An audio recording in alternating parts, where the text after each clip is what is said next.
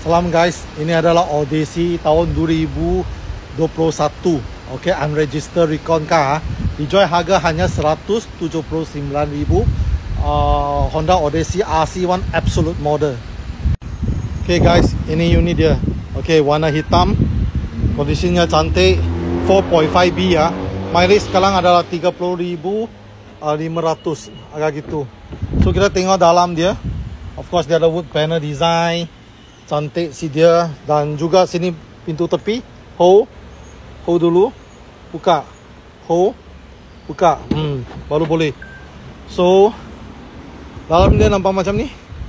Captain seat. Dan belakang dia, of course is 7-seater. Okay, 7-seater. Bahagian belakang dia nampak macam ni. Dia ada absolute, absolute. Dan juga kita boleh buka dari bahagian belakang. Kita tengok dalam dia bersih ya.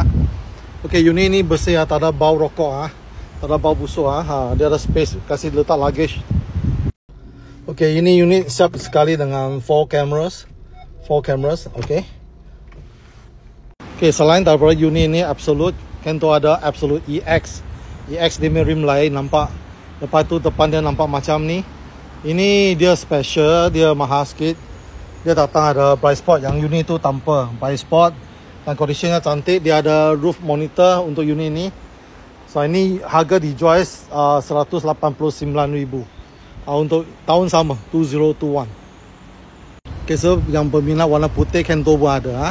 Boleh call Kento kalau berminat nak try loan. Jumpa lagi. Bye.